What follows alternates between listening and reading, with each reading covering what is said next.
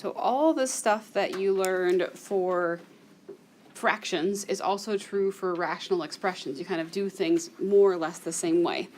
So when you learned how to reduce fractions, is it true that you learned to just divide the top and bottom by the same number? Yeah, okay.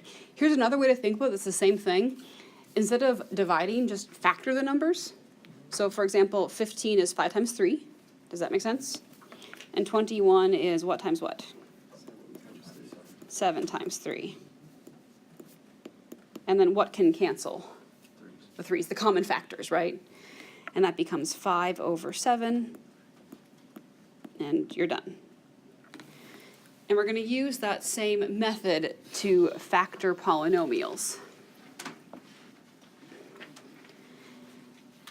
So unfortunately, these two are the ones we have to do the long way. Ready for the long way? So let's do that on the side and then put in our answers. So first, let's factor 6x squared plus x minus 2. So what's the magic number for that one? Negative 12.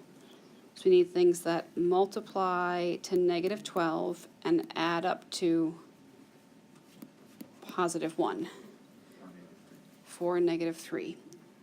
Who do you want to put first? Negative 3. Negative 3. Okay, so you got 6x squared minus 3x plus 4x minus 2. So what's your greatest common factor in your first two? 3x. 2x minus 1. How about the next two? 2. 2. And then 2x minus 1. So that's Gesundheit. 3x plus 2, 2x minus 1. If you're going to run out of space, because I assumed we were going to guess and check this, you can put this in example 2 under part A. There's plenty of space there. 3x plus 2, 2x minus 1. So that's just the numerator.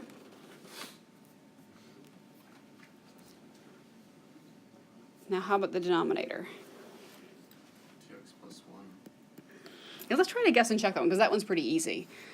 So you could do it the long way. I think you guys can all handle that. But 2x squared had to come from 2x and x, right? Does that make sense? And you either have plus 1 minus 1, or what's your other option? 2x minus 1. X plus 1. You just got to figure out which one of those two it is. Does that make sense? Move it up for a second. So is it the first one? When you multiply it together, you get 2x squared minus 2x plus 1x, which makes negative 1x, right? So it's not this first one. Is it the second one? Yes. Yes, so that's the one that it is. So we got 2x minus 1, x plus 1. If you don't like that method, you can use the other one still. It's not going to be wrong. It's just that that way is a bit faster. And now, are there any common factors that can divide out or cancel? 2x minus 1s. And that reduces to 3x plus 2 over x plus 1.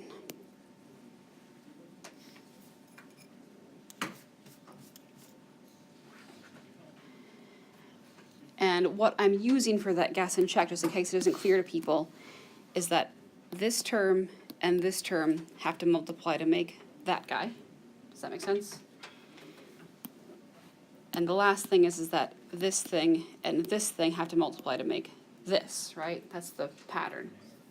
Then you have to multiply them together to check. That's all. Okay.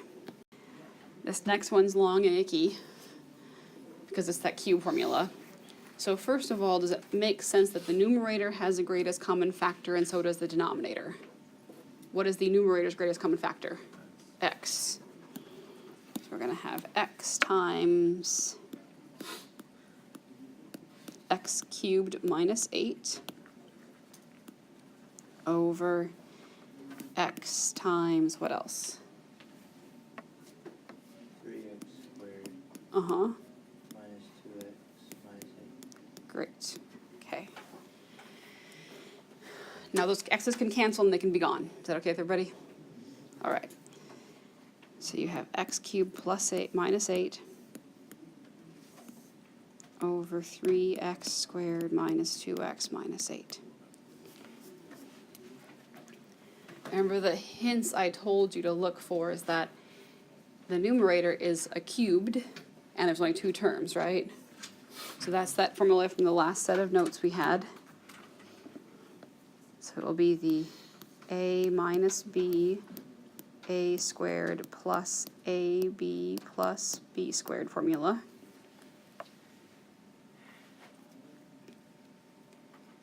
So in the example of the numerator, what is your a? And what is your b? 2. So that will be x minus 2, x squared plus, what comes next? 2x. And then what's the last thing? Plus 4. Okay. How come you use the a minus b? How come I use, how come I use like this formula versus the one that has pluses in it? So you use the minus formula if that is a minus sign. Okay. It is also okay if you were to use the formula a plus b, a squared minus ab plus b squared. What you have to do is use a equals x and b equals negative 2. That also works. Does that make sense? So if you have this formula, you plug in negative 2, you get x plus negative 2, just x minus 2 like we got, right? And then you get a squared is x squared, right? Minus negative 2x, which makes positive, right? And then plus b squared plus negative 2 squared makes negative 4. So I'm not sure why they do it this way, but all textbooks give both formulas and have you use the minus one when you have a minus sign and the plus one when you have a plus sign between the two things. You could only remember the plus one and then just plug in the negative for the b, and that will also always work. Okay? It's just tricky. Also, we didn't discuss it like super thoroughly, but does this x squared plus 2x plus 4 factor? No. No. Nothing multiplies to 4 and adds to 2, right? So that one's actually prime, and it almost, unless you've got a GCF, I think it's pretty much always prime. I don't want to say not always, but I'm almost positive it's almost always prime. Maybe a GCF, but no more. Okay, let's do the last one. 3x squared minus 2x minus 8. So what's the magic number there?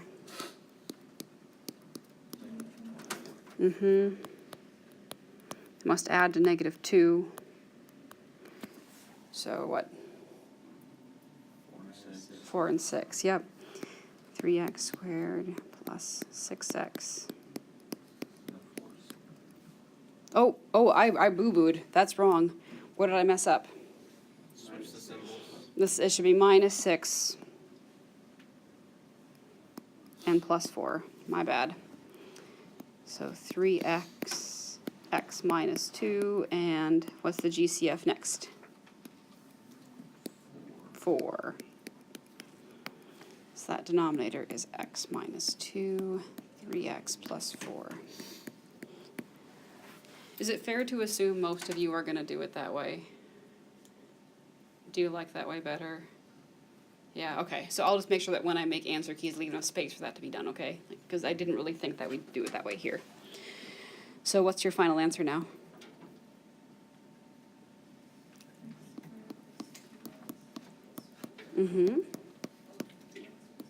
Great. Do those x's cancel? No. Yeah. So when you have that step, the x from the 2x can't cancel the 3x. And the technical reason is order of operations, that big fraction bar acts like a parenthesis. And before you do any division, you have to first do all this stuff, then do all that stuff, then divide. The next thing that I have on your notes says don't kill any kittens. What if you don't like kittens? We're still not going to kill animals, okay? So this is just a goofy thing that I saw that I hope to make you remember. If you make a bad factor, I'm going to say you killed a kitten. I'm sorry. But this is just a goofy meme I found online. It said, whenever you do this, a kitten dies. Don't kill any kittens, okay? Yes? Would you wanna like factor via the top one, Mm-hmm.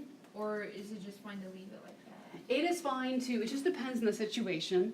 In this particular problem where there was a bad thing that happened, the numerator does factor, right? What does the numerator factor into? X plus 1 and x plus 1. And the denominator is prime. Does that make sense? Yep. So I think that it just depends on the situation. I'm going to have to be pretty clear in my directions, like what I want you to do. Does that make sense? So if you know that when you factor, nothing's going to cancel, you can leave it multiplied together. Does that make sense? So I will either have to have really good directions that tell you exactly what I want, right? Or I will be checking to see, like, did something cancel? Does that make sense? So in general, I take either this one or that one, unless I explicitly ask for this one some way. Does that make sense? I'll try to make it totally clear. I'm not sure how I would. But what I would be mostly checking is, could you even in your head just see, does this factor and cancel with that? And no, it doesn't. I can just leave it. So either way is okay. But the point is, those x squareds don't cancel them. Okay? When is it correct to factor with I? When is it correct to factor with I? And that one wouldn't be I, be x plus root 3, x minus root 3. The technical reason is when the directions say to factor over the imaginary numbers. Okay. Okay, so we're not going to use i's very much in this class. Only a little bit. Have you guys all seen i's? Yeah. Do you have a question, Tani? Yeah, on the end result for C, Yes. the top one is x squared plus 2x plus Uh-huh. 4. If we got that by itself and you said to factor, It doesn't factor. It doesn't factor. So we would just say not. It'd be prime. Kind of like this x squared plus 3 doesn't factor either, right? Same idea. So there are some polynomials that are prime, they don't factor. So that's it, they're done.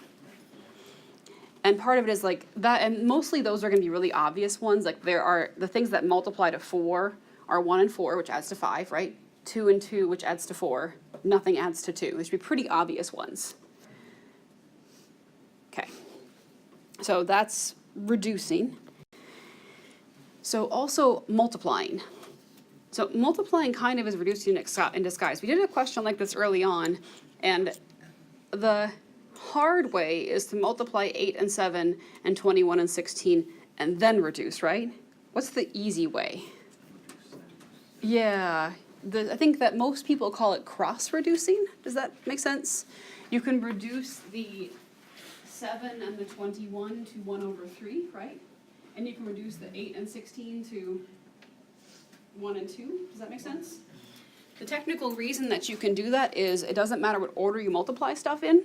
So you can technically make this into 8 over 16 times 7 over 21. Does that make sense? And if you reduce the fraction separately, you don't have to show that step, but that's why this works. So that makes 1/2 times 1/3, which is then super easy, and it's 1/6. But that cross-reducing technique also works for things like fractions with multiplications. So let's look at example 2, part B. Okay, that first expression is like, holy moly, it's already factored. So let's just leave that as 12x squared y cubed. Okay. Does its denominator have a greatest common factor? Yes. Yeah, what is it? 2xy. 2xy, great. And then we're left with Y plus 3. Just y plus 3, right? I always check by redistributing to see that I got it all. Does that make sense? Okay, times. Now, how about this y squared plus 6y plus 9? What multiplies to make 9 and adds to 6? 3 and 3. So I got y plus 3, y plus 3. Okay. And in this denominator, what's the greatest common factor of that group of stuff? 3y squared. if you want to cross stuff off when you cancel, just don't scribble it out so I can't see what you had, just like cross it off lightly. So does this y plus 3 cancel? Yes. Yes. Does the other y plus 3 cancel? Well, if you redistribute it, like, Let's just, does it cancel, yes or no? no. Yes, it does. Wait, what? There are 2 y plus 3 factors in the numerator, and there are 2 y plus 3 factors in the denominator. Well, I was gonna say you could factor out, it was easier for me to see it with the longer version. Okay. All right, Because, so, well, you can divide both those by 3, and you can divide both of them by y once, but because you're using it twice, it goes down to the next one. if it works, great. Yeah. Okay, so let's just think. In your numerator, for me, I found canceling those y plus 3's first to be easier, but that's just me. Everyone's different. Yeah. So the numerator is 12x squared y cubed. What's in the denominator? Yep, 6xy cubed. Great. So I found it easiest to look at that and look at this in 2 steps. You can actually do it in 1, but my brain hurt. So 12 over 6 makes 2. X squared over x makes x. And then the y cubed over y cubed is done. It's 1. So we're all good.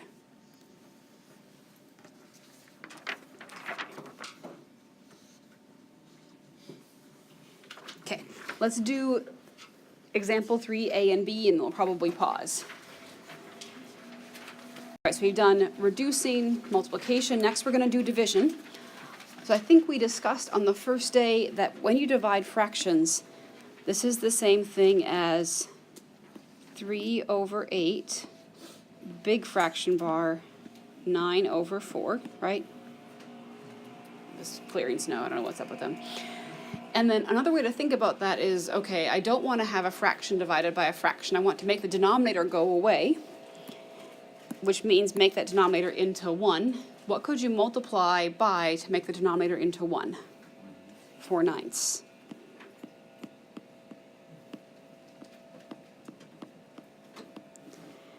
And so then all you have is 3/8 times 4/9.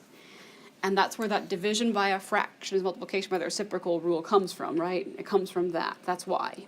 You can just use it. You can just remember that the second fraction is what flips, but that's the reason the second fraction flips. Is that okay? All right, cross reduce. You get 1 over 2 times 1 over 3, and I wasn't very creative. My answer is, again, 1/6. The answer is not always 1/6, just in case that wasn't obvious. I once made a lesson where I had like 5 answers be 3 in a row. It was really a problem. Okay, so let's do one more. So I got 4 minus x divided by x squared minus 16 over 5. Which one flips? The one on the right, exactly. So I have 4 minus x times 5 over x squared minus 16. Okay, lovely. So I'm going to factor the second one. 5 over, how does x squared minus 16 factor? X plus 4x minus 4. And here's the slightly tricky thing in this problem. That 4 minus x is the exact opposite of x minus 4, right? Yeah. What you can do is factor out a -1. That's what I was going to say. You can factor out a -1 and make it into x minus 4. Does that make sense? I both took out a negative and flip-flopped the terms at the same time. Or what you can remember is that something divided by its opposite is also always -1, right? Like 5 divided by -5 is -1. So the x minus 4's cancel, and what's your final answer? -5 over x plus 4. Great. So that's it. Nope, over x plus 4. Because the x minus 4, this x minus 4 cancels with that x minus 4. Wait, Yes. To get x minus 4, you have to distribute the negative 1, so that would be squared. And that would be so it would just be positive 5. Let me pause. This particular problem made me go a little bit cross-eyed because there's m's and n's and not lots of numbers, right? It's a little bit bonkers, but we can deal with it. So first of all, because we're doing division, which fraction is going to reciprocate? The one on the right, yep, second one. And so is it okay if I both factor and reciprocate at the same time? Yeah? Okay, so the first thing that we have is this m cubed plus n cubed. So that is that sum of cube formulas just with m's and n's instead of a's and b's. Does that make sense? Okay, so that will factor into m plus n. And then what comes next? M squared M squared, yep. plus mn. Oh, almost. Minus mn. So the way I remember that whole SOAP acronym, the same, opposite, always positive. So that's the opposite one. And then what's the last one? N squared. Plus n squared. Great.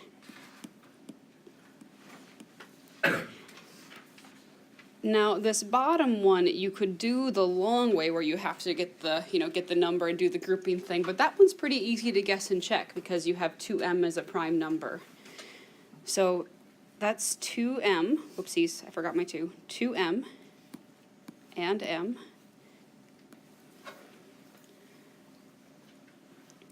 And then what has to go in the last two spots? Minus n plus n. Yeah, one has to be minus and one has to be plus n. It's not clear which order, right? But if we try minus n first, and we try plus n next, maybe we're going to be lucky on our first guess. Does that make sense? And so just check it. You get 2m times m is 2m squared, right? 2m times n is positive 2m, n, minus mn. So 2 minus 1 will make 1. So that's what we had, right? Okay. Alrighty, and then let's flip and factor. Sounds like a game, although not a very fun game. So the one that will be in the numerator is this one. That has a greatest common factor. What is the greatest common factor? How many m's do those terms? M2 and N2. Spectacular. M2 times N2. 2m minus n seem correct? You can always check by redistributing, right? All right, how about the numerator? Does that have a common factor? I think an m and what else? An n. I'm from Minnesota, all I can see is my state's initials. So, m squared minus, what's in the middle if you took out mn? There's still a Minnesota. And then what's on the end? Plus n squared, great. We already flipped it. I already flipped it, yep. And the way to tell is that the division symbol becomes multiplication. Does that make sense? That's how you know. And that's how you'd tell me that you'd flipped it. Okay. And then lightly cross off stuff that cancels. So a lot of stuff cancels, right? Does that m plus n cancel? Yeah. Yes. Okay, does the m squared minus mn plus n squared cancel? Yes. Yep, it does. Okay, great. Okay, how about the 2m minus n? Yeah. Yep. And so all you're having left there is the m squared n squared over mn, so that's just going to be mn. Everybody go to Minnesota. Huh. That is, so all of this stuff in this unit is supposed to be review, but I really think it's kind of like review on steroids, because the problems are relatively tricky. Do you agree with that? If I would have given that problem to Algebra 2 students in high school, they would have murdered me. So, you guys are better than that. Okay, so we are actually going to add fractions, yay, 5th grade math. Now there is the brute force way, and then there's the smart way. What do you think the not very smart way to do this is? It'll work, but it would be like really hard. Not reduced. Using a common denominator for all of them. That's what I was thinking. Like sort of not finding the smallest common denominator. Does that make sense? Like you could multiply 28, 10, and 35 and get a common denominator, right? But it's going to be huge. Yes? And that's going to be a huge pain. So I'm going to show you an alternative method that's a little bit different. And this method generalizes to things that are polynomials, okay? So just bear with me for a second. So the first thing I want you to do is to factor the numbers in denominators into primes. So for example, 28 is 7 times 4, right? Which is the same thing as 7 times 2 times 2. Does that make sense? So write that as 5 over 7 times 2 times 2. How would 1/10 factor? 1 over 5 times 2. And then how would 35 factor? 7 times 5. Is everyone okay with what I did? Yes. Maybe we could shut that. We can shut the window. It was just really hot before you got in here. Oh, So okay. I was roasting. I'll break it when I shut it. Okay, so now look at these denominators, and for them to be the same, they have to all have the same factors. So this one has a 7 and 2 2's. What is it missing that the other two have? A 5. So that fraction gets multiplied by, oh shizness. This little stylus that I have, the little tips fall off, and they are impossible to find. I think it was a ploy to make me buy more stuff. So multiply that first fraction by 5 over 5. Okay, what is the second fraction missing that the others have? 7 and 2. 7 and 2, great. So multiply it by 7 over 7 and 2 over 2. You could totally say 14 over 14. Okay, same thing. And how about the last fraction? What is it missing? 2 and 2. Have you guys seen this done that way ever? With polynomials. With polynomials, yeah, but it works for numbers too. Does that make sense? Okay. So basically all of this stuff we do with polynomials is like the same stuff as numbers, just generalized so that it works with polynomials. So that makes 25 out of, okay, and I'm going to admit that I'm a little bit dumb with multiplying and I had to be taught ways that are faster, so I'm going to teach you those ways too. Maybe you're better than I am. I think it's probably faster to do 2 times 5, which makes 10, and then 7 times 2 makes 14, and which is easily 140. Does that make sense? As opposed to just going like left to right, brute force. Does that make sense? So it's easier when you make tens. So 140 minus 14 over 140, and then plus how much over 140? 24. Okay.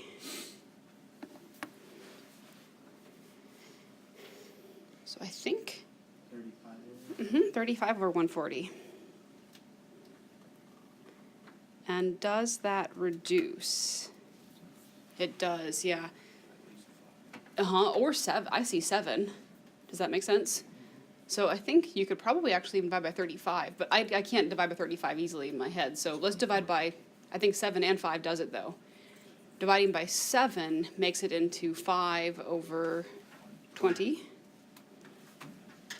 And then dividing by 5 makes it a quarter. So does that method of factoring out the denominators and looking for what stuff is missing make sense? And if you can't see, just ask and I'll move it up. Okay? That's the great thing about the iPad is it can move. Whee! Oh, that probably isn't helpful. So we're going to apply the same sort of technique to add polynomial stuff. Okay. All right, how about this one? Whew, okay. So you have 4x squared, 3x cubed, and 12x. So you have to make the numbers all the same, which isn't ridiculously difficult in this one, right? You can make those all into 12 pretty easily. Does that make sense? And what power on x are you going to need to have? A 3, exactly. So the first one we have is 1 over 4x squared. You're trying to make all denominators, so make all denominators 12x cubed. So what can you multiply that by to make it 12x cubed? 3x, great. 3x over 3x.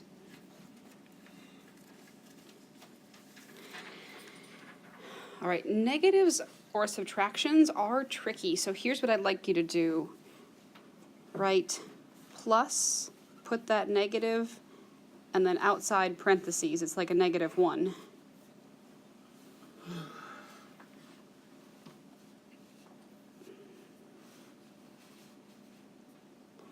The tricky thing about that negative sign is because it's written in front of the fraction bar and the fraction bar has an implied parenthesis, it distributes to both things inside that fraction. Does that make sense? Have you seen that before? Okay. So you could either distribute it through or leave the -1 out in front. It doesn't matter, but just that's what's going to happen. If you want to make the denominator of the second fraction into 12x cubed, what do you need to multiply that by? 4 over 4. Yep, it already has the x cubed. 4 over 4.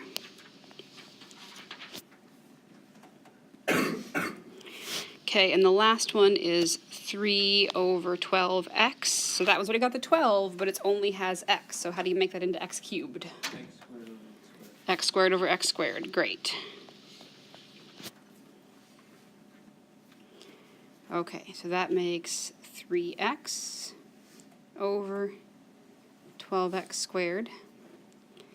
I'm going to say plus, tell me if this makes sense, -8x minus 4. Oops, and my first denominator was wrong. What should it be? 12x cubed. Yeah, if I make those mistakes, just tell me. Is it okay that this is -8x minus 4? Does that make sense? I sent the negative through and the 4. All right, and that denominator is also 12x cubed. And then we have plus, the last thing is 3x squared. Okay. And once you get to this step, once you have the same denominator, what do you do with the numerators? Just add them, yep. And so it probably is, it's not like necessarily wrong if you list terms in different order, but it's kind of good math grammar to put like the biggest powers first. Does that make sense?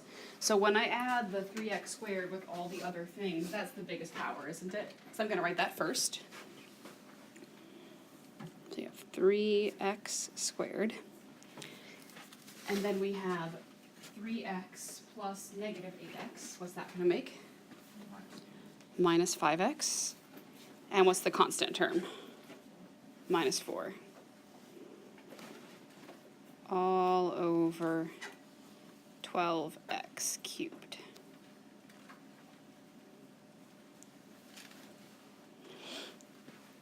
But my main point is that if you can add regular fractions, you can add these kind of polynomial fractions too. It's the exact same thing, just with x's in it. And there's that factoring step. They get a little long. Is everyone okay with that one? All right, let's try the next one then. Okay, so kind of like with the one with numbers, we started by factoring the denominators, right? So how do you factor, and y squared minus 4 is the easy one, right? How do you factor y squared minus 4? Has that difference of squares pattern? Y plus 2, y minus 2, great. So you've got y minus 3 over y plus 2, y minus 2. So how about you distribute the negative into that right away? Forgot that. Next time say something, okay? So if I say plus and make this negative y minus 2, does that make sense? Okay, great. So we're on page 3, I think, on the bottom. And then that second denominator factors into y minus 2, spectacular. Does that y minus 2 cancel with the negative y minus 2 in the numerator? Nope. It would be nice if it did though, wouldn't it? Yeah, it doesn't. Okay, and now that second denominator, that one's like, that's so silly. Instead of being variable first and number second, it's number first and variable second. We had one like that, I think, earlier, didn't we? Where we took out a negative sign, which flip-flopped the terms. So if I make this plus negative 2 over negative 1 times y minus 2, does that make sense? Wait, how come we didn't do it on the other one then? We only did it to the numerator and the one before. I did two things at once, okay? So this minus sign goes into the numerator, okay? This minus sign goes in the numerator. This negative 1 is from something completely different. That's from taking the negative out of this so that I have y first. Okay, so that was like 2 steps at once, that's all. But you actually pointed out a really good question. Why doesn't the negative go in both the numerator and denominator? You only need it in one, and if you put it in the numerator and denominator, a negative over a negative would make a positive, right? That's why it only goes one place. Okay? Does that make sense? Okay. Alrighty. Now, because I have a negative over a negative, that makes a positive. Yeah. Why didn't you take out the negative on numerator in the middle term? And then you could cancel it. If you did take out the negative in the numerator on the middle term, it still wouldn't cancel. It would be negative parenthesis y plus 2. So wouldn't the y plus 2 cancel and the negative one? Oh, you're saying wouldn't it cancel with this y plus 2? Oh, it's adding. It's adding, not multiplying. Yeah, exactly. No, good question, but unfortunately, no. It'd be super nice if it did, but yep, nope. And the other reason that I do that in the, say, numerator and not the denominator, your goal in the numerator is to add all the stuff together. So first you have to multiply and then add. Does that make sense? That's like PEMDAS, or order of operations, which I can never say without stuttering, so I don't avoid it. Okay, no, great questions. So now this negative cancels that negative, right? All right, and I didn't leave myself a whole heck of a lot of space. If you can fit this in the same step, like, good job. So now let's get the common denominator. I've got y minus 3 over y plus 2, y minus 2. What does that denominator need that the others have? Another y minus 2. Does it also need a minus 1 or no? Because our minus 1 is going to cancel, no. Does that make sense? It's a great question. I'm just going to say that that's going to become a plus, that becomes a plus, so we don't need to worry about the negative sign. If that happened, you could always move the negative sign to the numerator and also not worry about it. Okay, next we have plus negative y minus 2 over y minus 2, y minus 2. What does that one need? Y plus 2. Y plus 2. And these get tedious really quickly, don't they? Yeah.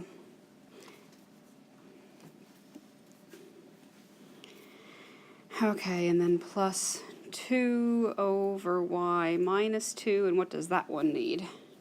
Y minus 2 y. Yep, y minus 2 and y plus 2. If I give you a quiz question like this, I can give you like one of these. Oh.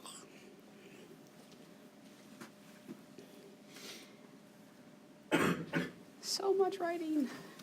Okay, now what you think about is you think if I was adding regular numbers, I'd multiply the numerators and then add across, right?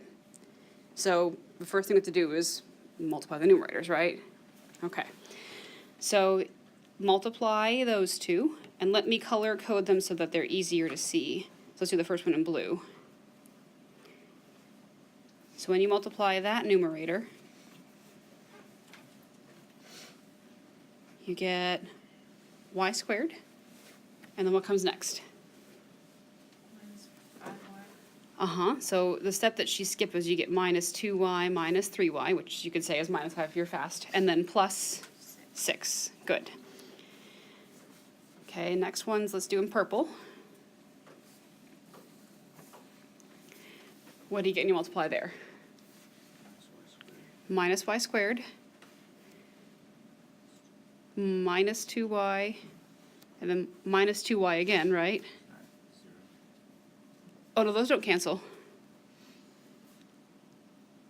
Because minus 2 is minus 4. And then minus 4.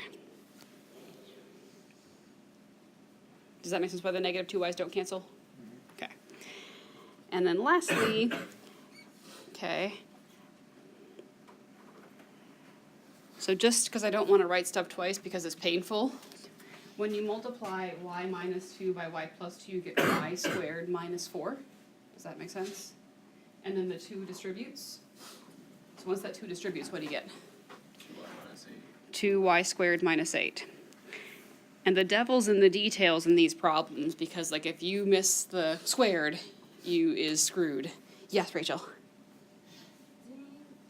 the y minus 2 and the y plus 2 equals y squared minus 8, right? So the y minus 2 and the y plus 2, you're talking about these Or two? the y or it's y squared minus 4? Uh-huh. Yep, it's y squared minus 4. So that thing is 2 times y squared minus 4. Does that make sense? Yep. And the reason that there's no middle term is you're going to get y squared plus 2y minus 2y, and then they cancel. And then all over humongous common denominator. Hey, what is a way to write that common denominator a little bit more compactly? Y plus 2, y minus 2 squared. Yep, y plus 2, y minus 2 squared. And then just be really careful combining your numerators. So first you add the y squareds. So you've got positive y squared, negative y squared, and 2y squared. 2y squared. Okay, then we've got negative 2y minus 3y is negative 5. Minus 2 more. Negative 7. Oh, it's negative 9 in the end, right? Okay, what's up, Tani? Oh, no, oh, sorry, you just had them still split up, I was confused in the math. Because you combined your like terms right away, is that Yeah. correct? Yeah, so you had negative 5y and minus 4y. Yeah. Yeah, okay, so which is negative 9. Yep, okay, good. And then how about our constants? So 6 minus 4 is 2. 2 minus 8 will be negative 6. And then y plus 2, y minus 2 squared. Now, theoretically speaking, it is possible that what you get at that step can still be reduced. Does that make sense as an idea? So you would maybe have to try to factor that thing. It takes a really good textbook author to make problems that both add nicely and then reduce in the end. It takes a lot of engineering to make them work that way. Does that make sense? And I don't think this one does, and there is a way to check. And I'll answer your questions when I'm done with this, okay, I promise. So the way to check if this numerator factors, remember that grouping method we learned yesterday? That you multiply 2 and negative 6? So we need numbers that multiply to negative 12. Does that make sense? And add up to what? And if there is no such pair of numbers, then your polynomial does not factor. Does that make sense? And so negative 12 is negative 1 and 12, it's negative 2 and 6, and it's negative 3 and 4, and those are the only combinations, other than moving the negative signs around, right? And the first one adds to 11, the second one adds to 4, and the next one adds to 1. None of them make negative 9, right? That's how you know it's prime. So it's a bit tricky. Now you had a question that maybe, did I answer it, or? You didn't have a question? Yes. Can I be excused for 30 seconds? Of course you can. It's college. You can do that whenever you want to. Yes. Did you have a question too? Okay. No, maybe I imagined. Okay, great. So that one was really involved. I don't want him to miss that. Well, this isn't so bad. So parentheses matter, and most of you guys probably know this, but if you do this in a calculator, you just punch buttons, 16 divided by 4 divided by 2, what should you get? What do you think the calculator is going to do? It's going to do 16 divided by 4 first, right? So it would do this like left to right, 16 divided by 4 divided by 2. So do 16 divided by 4 first is 4. And then 4 divided by 2 is 2. And here is the reason I want to just discuss this a little bit.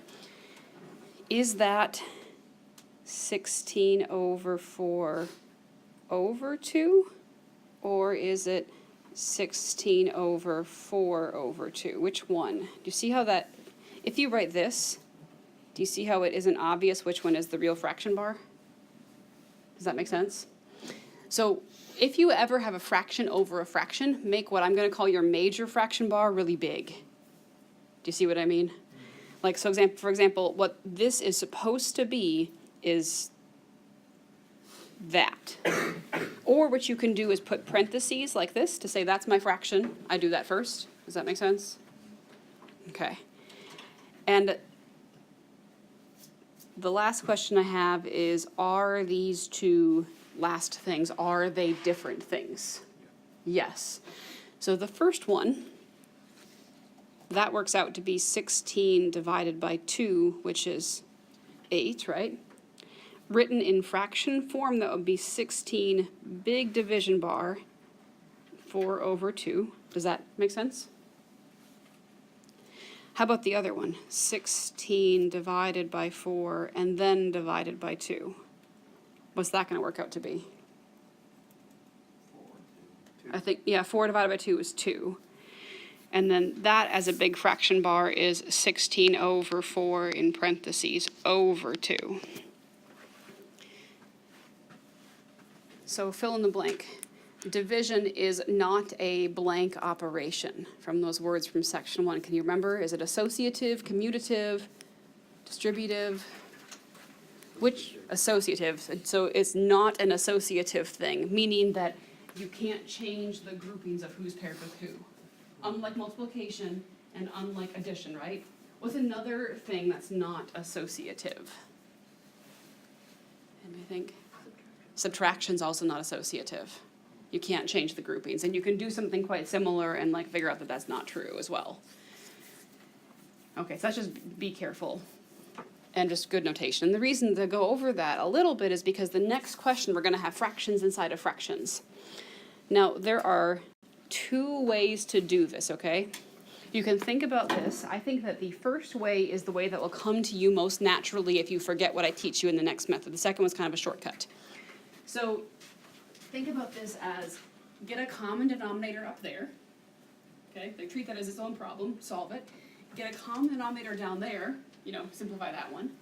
And then you'll have a fraction divided by a fraction, and which one's going to reciprocate? The bottom one. Does that make sense as an idea? Now the other thing is that the common denominator in the numerator and denominator can be different things. You can kind of just treat them as separate things. They'll be the same in this example, but they could be different things. So that 1 is 1 over 1. And then big fraction bar, x over 1 minus 1 over x. So make a common denominator in the numerator. What is the common denominator of the numerator going to be? X. Lovely.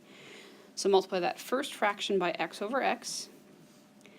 And that becomes x plus 1 over x. Is that okay? Right? And then big fraction bar. What is the common denominator in the denominator? But you only multiplied it by the 1 over 1? Well, the other one already has an x. Right? Oh, okay, so you can't do the denominator for the whole fraction. Well, you can, but you don't have to. And it's gonna be more work. So it's totally possible, and you could do it that way, but it's more work. And actually, the common denominator for the whole fraction will be the same thing in this particular example. But the thing is that what you're suggesting is definitely more work if it gets more complicated than this. So I would suggest not doing it that way. All right, how about the denominator? So my idea is treat the numerator as one thing, the denominator as something else completely, and then once they're combined, put them together. So this one, what would the common denominator be down there? Also x. So you multiply the first fraction by x over x. Does the second fraction need to be multiplied by anything? No. No, okay. So that makes x squared minus 1 over x.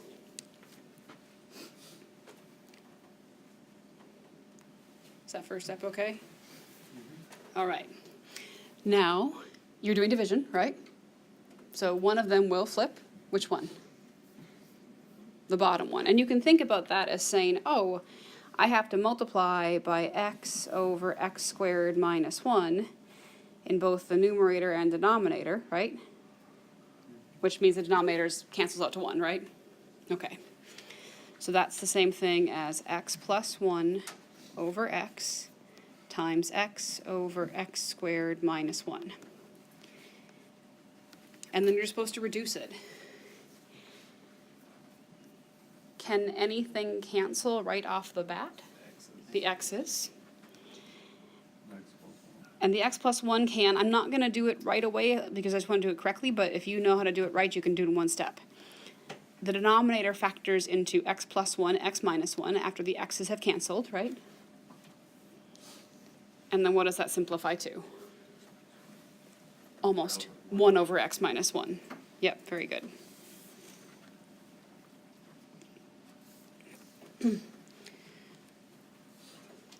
So do you see what I mean about treat the numerator as one thing, the denominator as something else?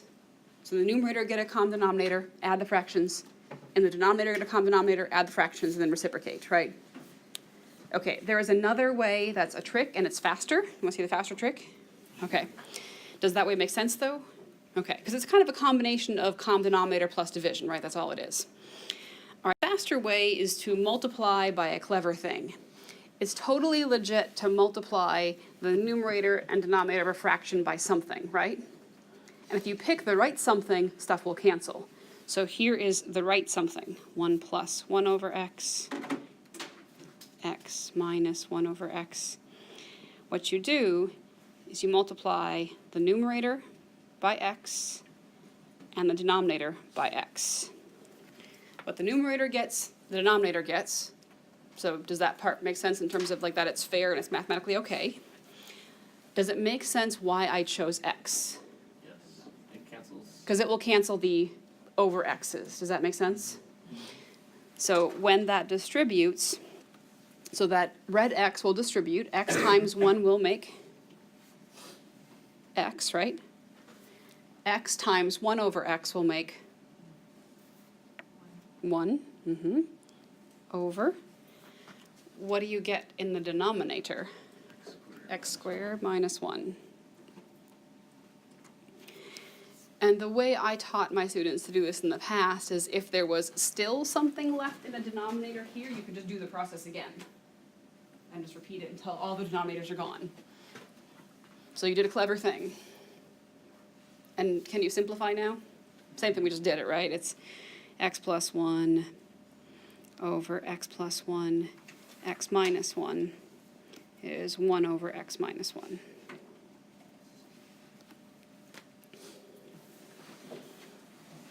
So what do you think of the clever trick? It's cool. It's pretty cool, isn't it? I mean, math can be kind of cool, like just a little bit. Only a little bit, though. All right, what else do I have? Oh, one more, okay. So the last one. So there are a couple problems that I've been assigning out of your textbook that are, they say, this is a calculus problem, and that is meant to be a hint, like you will see something like this, I absolutely promise. So this is a common expression you have to simplify in a calculus course. Does it make sense that the little bitty fractions are in the numerator and then the h is in the denominator? Is that okay? All right, so here is what most professors will do right away. They're going to say, I am going to change this to 1 over x plus h, the quantity squared, minus 1 over x squared, and they're going to take it and make it times 1 over h. And they say that's the same thing. And I think I should probably explain to you why that's true. Does anybody see why that's true? Yeah. Yeah, so what happens is the denominator is h over 1, isn't it? So it reciprocates, right? Or you can think I multiply this by 1 over h, this by 1 over h, and if nothing else, at least I no longer have a fraction in a fraction. Does that make sense? It's a little bit better. It's not a lot better, but it's a little bit better. Okay. And now from there, just start working inside the parentheses and find a common denominator. So that's the same thing as 1 over x plus h times x plus h minus 1 over x squared. Could you try to like distribute the 1 over 8? Oh, you could. Yeah, I don't think it's any easier to do so though, but so let's just leave it. And what will actually always happen with the problems that I've assigned you like this is this h is actually always going to cancel as long as you do it correctly. It probably is easiest to not distribute it yet, but it won't be wrong if you do. And both denominators will then have it and they'll be common already, right? Okay, so now get a common denominator inside what I made into brackets, but they're just straight parentheses. What do you multiply the first fraction by? X squared over X squared. Lovely, x squared over x squared. How about the second fraction? X plus h times x plus h over Yep. x plus h times x plus h. Yep, x plus h and x plus h.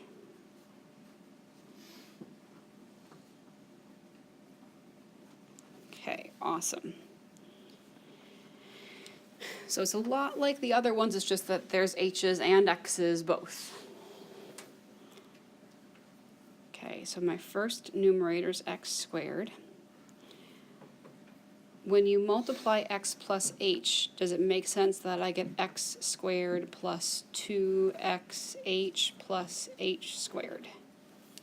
All right, here is a mistake I'm making on purpose, not one that I'm making because I actually made one. If I just put a minus sign there, that's not correct. What else do you need? You need parentheses. Because you took and squared that x plus h, you want to take away the whole thing, so the whole thing should be negated. You can either put parentheses or you can distribute the negative, one of the two. Okay, over, what's my common denominator? X squared and what else? X plus h squared. And I still have that times 1 over h hanging out.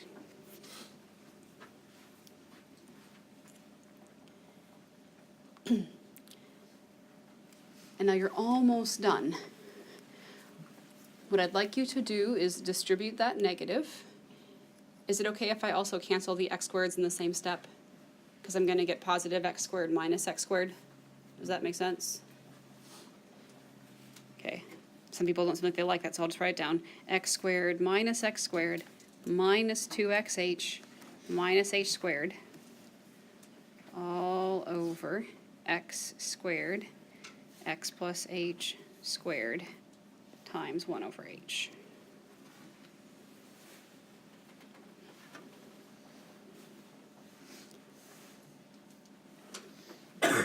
Is it okay that the x squareds cancel now? Is that all right? All right, now, all you have in the numerator is that negative 2xh and the minus h squared. Is there any greatest common factor there? Squared. I think h, right? See that? Those have an h in common. So you have h times negative 2x minus h over x squared x plus h squared times h as well, right? So what's the final thing you can do? Cancel the h's, yep. And your final answer is negative 2x minus h over x squared times x plus h squared. But where'd you get the h on the bottom? Oh, I have this fraction Oh, multiplied by yeah, that yeah. fraction from this Yes. over h, which you could have put in the bottom from the get-go. Like, I think that you suggested that, and that's totally fine. Okay, so I'm just gonna pause my recording, or stop it. So. How did you